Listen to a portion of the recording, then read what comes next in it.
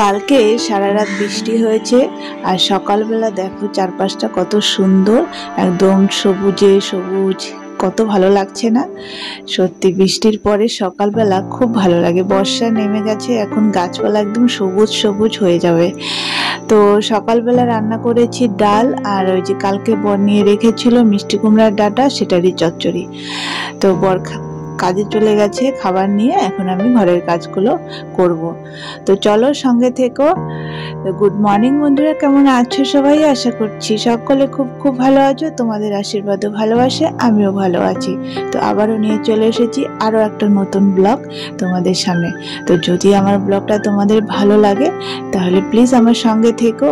আর হ্যাঁ, আমার ব্লগ রোজ দেখার জন্য কি করতে হবে? আমার চ্যানেলটাকে সাবস্ক্রাইব করতে হবে। তো প্লিজ চ্যানেলটাকে সাবস্ক্রাইব করে আমার সঙ্গে থেকো, তাহলে রোজ নতুন নতুন ভিডিও তোমরা দেখতে পাবে। তো এদিকে দেখতে পাচ্ছ বন্ধুরা, আমি জামা কাপড়গুলো ভাঁজ করছি। কালকে ওই যে গিয়েছিলাম বাইরে, একটু বেরিয়েছিলাম, তো সে মানে কোথাও একটু বের হলে জামা কাপড় তো আরও বেশি এক্সট্রা বের হয়। আর ওই যে কালকে যে কুর্তিগুলো নিয়ে এসেছি সেগুলো প্যাকেট করে রেখে দিলাম, কেন? সেলাই করতে হবে জানো তো। আমি আমার মানে স্মলটা একদম ছোট হয়ে যায়, আর এলটা নিয়ে আসি, এলটা আবার একটু খাপাতে হয় জানো তো। তো কুর্তি বলো নাইটি বলো যেটাই আনি না কেন একটু করে খাপাতে হবেই। তো যাই হোক, খাপাতে নিয়ে যাব বিকেলবেলা। তো সেগুলো ভাঁজ করে প্যাকেটে ঢুকিয়ে রেখে দিলাম। এখন এই যে বিছানাটা গুছিয়ে নিচ্ছি।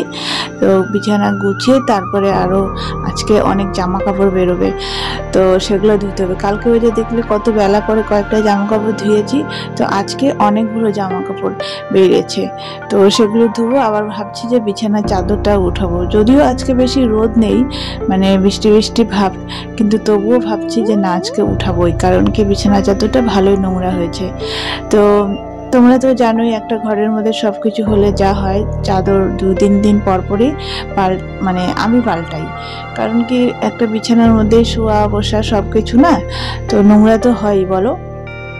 তো যার জন্য আর কি 2-3 দিন পর পরই চাদর চেঞ্জ করতে হয়। তো আজকে যে চেঞ্জ করে এই চাদরটা পাতলাম আর ওটা ধুয়ে দেবো, বৃষ্টি হোক যাই হোক আমি ধুয়ে দেবই, কারণ এই যে ধুবো করলে না আর ধোয়াই হয় না। তো ভাবলাম আজকে ধুয়ে দিই, আজকে না শুকাক, কালকে তো শুকাবে। তো যার জন্য আর কি এই যে মানে বিছানার চাদর আর বালিশ কাভারগুলো সব চেঞ্জ করলাম।